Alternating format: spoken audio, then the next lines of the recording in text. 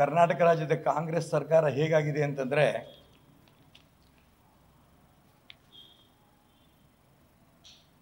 ದೇಶವನ್ನು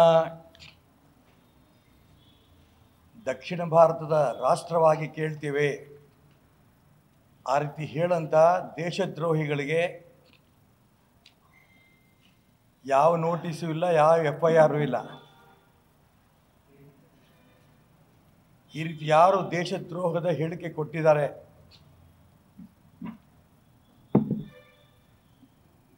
ಅಂಥವ್ರ ಮೇಲೆ ಪ್ರಧಾನಮಂತ್ರಿ ಹೇಳಿ ದೇಶವನ್ನು ವಿಭಜನೆ ಮಾಡಕ್ಕೆ ಹೊರಡ್ತಾರಂಥ ದೇಶದ್ರೋಹಿಗಳ ಬಗ್ಗೆ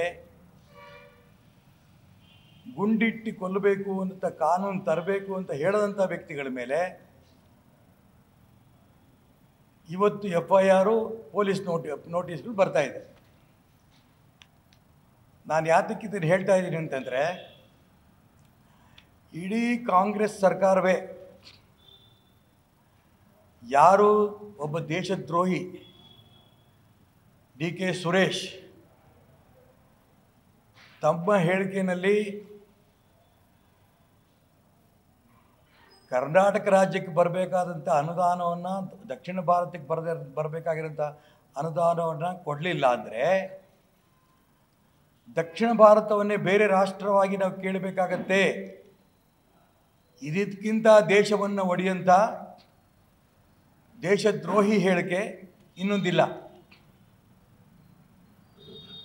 ಅವ್ರ ಬಗ್ಗೆ ಈ ನಿಮಿಷದ ತನಕನೂ ಕೂಡ ಒಂದು FIR ಹಾಕಿಲ್ಲ, ಒಂದು ನೋಟಿಸ್ ಕೊಟ್ಟಿಲ್ಲ. ನಾನು ಈ ರೀತಿ ದೇಶದ ವಿಭಜನೆ ಮಾಡೋಂಥ ದೇಶದ್ರೋಹಿ ಹೇಳಿಕೆಯನ್ನು ಕೊಡ್ತಾ ಇರೋಂಥ ವ್ಯಕ್ತಿಗಳ ಬಗ್ಗೆ, DK ಸುರೇಶ್ ಅಂತ ವ್ಯಕ್ತಿಗಳ ಬಗ್ಗೆ ಕೇಂದ್ರದ ಪ್ರಧಾನಮಂತ್ರಿಯವರಿಗೆ ಕೈ ಮುಗಿದು ಪ್ರಾರ್ಥನೆ ಮಾಡ್ತೇನೆ. ಈ ರೀತಿ ದೇಶದ್ರೋಹಿಗಳು ದೇಶವನ್ನು ಒಡೆಯಂಥ ಹೇಳಿಕೆ ಕೊಡ್ತಾರಂಥ ವ್ಯಕ್ತಿಗಳ ಬಗ್ಗೆ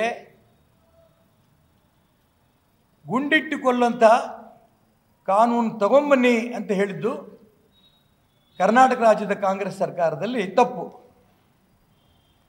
ಇದು ರಾಜ್ಯದ ಜನ ತೀರ್ಮಾನ ಮಾಡಲಿ. ದೇಶವನ್ನು ವಿಭಜನೆ ಮಾಡಬೇಕು ಅನ್ನೋಂಥ ಹೇಳಿಕೆ ಕೊಟ್ಟಂಥ ವ್ಯಕ್ತಿ ಅವರಿಗೆ ನೋಟಿಸ್ ಕೊಡಬೇಕು. ದೇಶದ ವಿಭಜನೆ ಮಾಡೋದು ತಪ್ಪು, ರಾಷ್ಟ್ರದ್ರೋಹ ಇದು ಅಂಥ ವ್ಯಕ್ತಿಗಳ ಬಗ್ಗೆ ಗುಂಡಿಟ್ಟು ಕೊಲ್ಲಂಥ ಕಾನೂನು ತನ್ನಿ ಅಂತ ಪ್ರಧಾನಮಂತ್ರಿ ನರೇಂದ್ರ ಮೋದಿಗೆ ಪ್ರಾರ್ಥನೆ ಮಾಡಿದ್ದು ಇದು ತಪ್ಪು. ರಾಜ್ಯ ಜನಕ್ಕೆ ಬಿಡ್ತಿದ್ದಾರೆ. ಒಬ್ಬರಿಗಿಂತ ಒಬ್ಬರು ಕಾಂಗ್ರೆಸ್ ನಾಯಕರು ಹೇಳಿಕೆಗಳು ಕೊಡ್ತಾ ಇದ್ದಾರೆ. ಎಲ್ಲೂ ಕೂಡ ಪುಣ್ಯಕ್ಕೆ ದೇಶದ್ರೋಹಿಗಳಿಗೆ ಈಶ್ವರಪ್ಪ ಅಂತ ಹೇಳಿಲ್ಲ. ಬಾಯಿ ಬಂದಂಗೆ ಮಾತಾಡ್ತಾರೆ. ಈ ರೀತಿ ಒಬ್ರಿಗೊಬ್ರು ಮತ್ತೆ RSS ಮಧ್ಯೆ ತಂದಿದ್ದಾರೆ. RSS ಇವರಿಗೆ ಇದೇ ರೀತಿ ತರಬೇತಿ ಕೊಟ್ಟಿದ್ದ. ಗುಂಡಿಟ್ಟು ಕೊಲ್ಲಿ DK ಸುರೇಶ್ಗೆ ಅನ್ನೋಂಥ ಪ್ರಶ್ನೆ ಎಲ್ಲೂ ಉದ್ಭವ ಆಗಿಲ್ಲ, ಎಲ್ಲೂ ಹೇಳೂ ಇಲ್ಲ. ನೇರವಾಗಿ ಹೇಳಿರೋದೇನು, ಈ ರೀತಿ ರಾಜ್ಯದ ದಕ್ಷಿಣ ಭಾರತದ ರಾಜ್ಯಗಳ ಸಪ್ರೇಟ್ ರಾಷ್ಟ್ರವಾಗಿ ನಾವು ಡಿಮ್ಯಾಂಡ್ ಇಡ್ತೀವಿ ಅಂತ ಮಾತು ಹೇಳಿದಂಥ DK ಸುರೇಶ್ ಬಗ್ಗೆ ಪ್ರಧಾನಮಂತ್ರಿಯವರು ಇಂಥ ರಾಷ್ಟ್ರದ್ರೋಹಿಗಳ ಬಗ್ಗೆ ದಯವಿಟ್ಟು ಮತ್ತು ಅದು ಪದ ಶಾಸ್ತ್ರಾಂಗ ನಮಸ್ಕಾರಗಳನ್ನು ಸಲ್ಲಿಸ್ತಿದ್ದೀನಿ ಪ್ರಧಾನಮಂತ್ರಿಗಳಿಗೆ. ಕಾನೂನಿನಲ್ಲಿ ಈ ರೀತಿ ಹೇಳಿಕೆ ದೇಶದ ವಿಭಜನೆ ಮಾಡೋಂಥ ವ್ಯಕ್ತಿಗಳಿಗೆ ಗುಂಡಿಟ್ಟು ಕೊಲ್ಲಂಥ ಕಾನೂನು ತನ್ನಿ ಅನ್ನೋಂಥ ಒತ್ತಾಯ ನಾನು ಮಾಡಿದ್ದೇನೆ. ಕನ್ನಡಿಗರ ಮೆಚ್ಚಿನ ನಿಮ್ಮ ನ್ಯೂಸ್ 18 ಕನ್ನಡ ಈಗ ವಾಟ್ಸ್ಆಪ್ನಲ್ಲಿಯೂ ಲಭ್ಯ. ಕರ್ನಾಟಕ ಮತ್ತು ದೇಶ ವಿದೇಶದ 360 ಡಿಗ್ರಿ ಸುದ್ದಿ ವಿವರವನ್ನ ನೀವು ನಿಮ್ಮ ಕೈ ಬೆರಳುಗಳಲ್ಲಿಯೇ ಪಡೆಯೋದಿಕ್ಕೆ ಈ QR ಕೋಡ್ ಅನ್ನು ಸ್ಕ್ಯಾನ್ ಮಾಡಿ. ನಮ್ಮ ಚಾನೆಲ್ ಅನ್ನು ಫಾಲೋ ಮಾಡಿ, ನೋಟಿಫಿಕೇಶನ್ ಆನ್ ಮಾಡಿ.